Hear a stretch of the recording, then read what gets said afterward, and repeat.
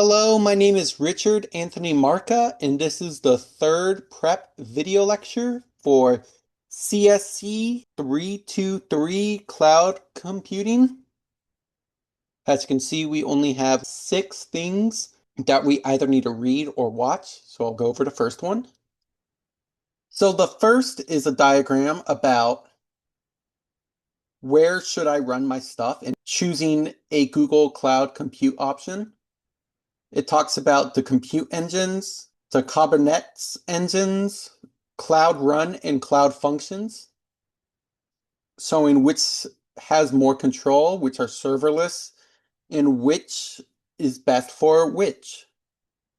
For example, Compute Engine is better for legacy apps and custom OS kernels, while Kubernetes engines are better for microservices and custom networking.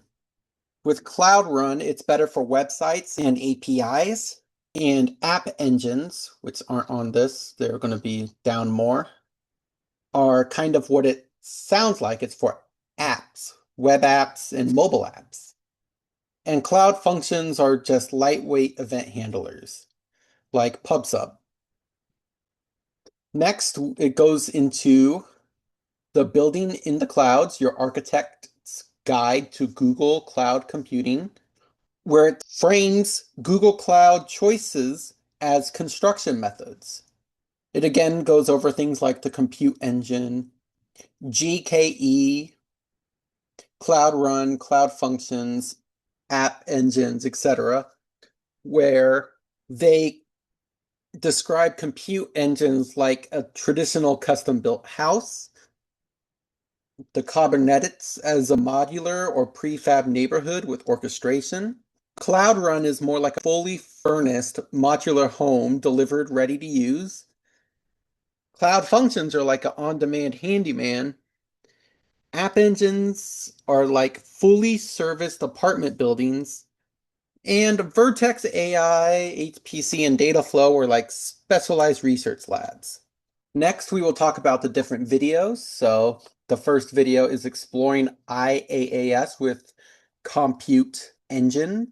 So this is a very short video, less than 3 minutes long, and it talks about the Compute Engine where users can create and run virtual machines in Google's data centers.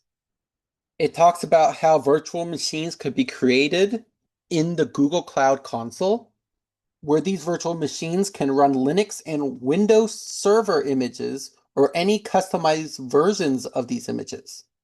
And they can build and run images on other operating systems and flexibly reconfigure virtual machines.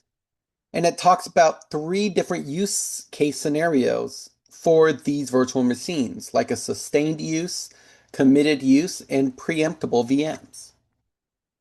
The next video, which is called Google Cloud Compute Engine Provisioning Options, talks about compute engines having 3 main features like the Kubernetes engine, Cloud SQL, and Vertex AI, and goes into more detail about the compute provisioning methods like the on-demand, which is standard, reservations, spot instances, and dynamic workload schedulers.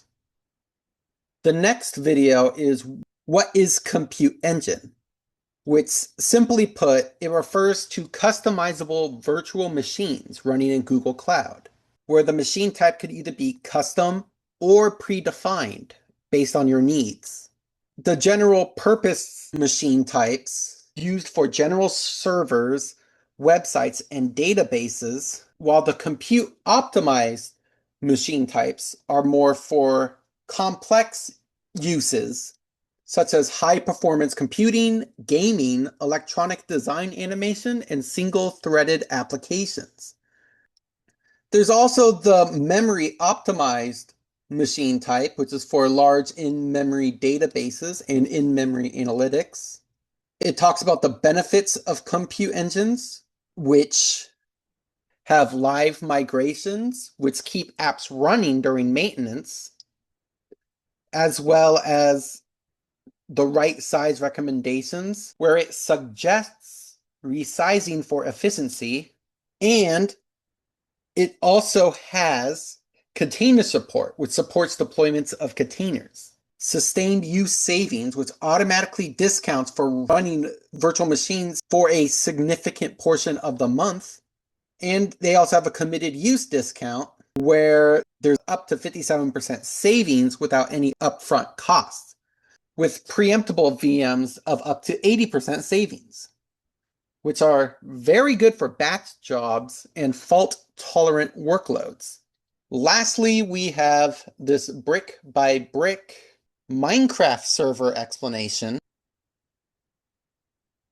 which is to kind of get children more involved into learning how these servers work. So it goes over on how to use a Minecraft server as a hands-on, low-risk way to learn Google Cloud Platform concepts, such as a compute engine, cloud functions, VPC firewall rules, cloud storage, IAM, automation and event-driven design, and disaster recovery patterns.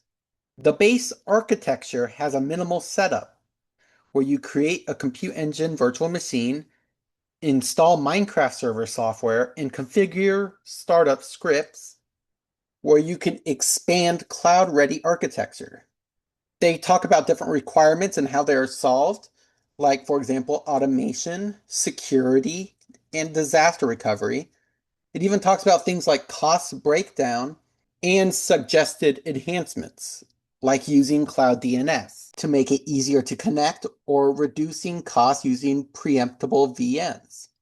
And that is it for the readings. Thank you, and I will see you next time.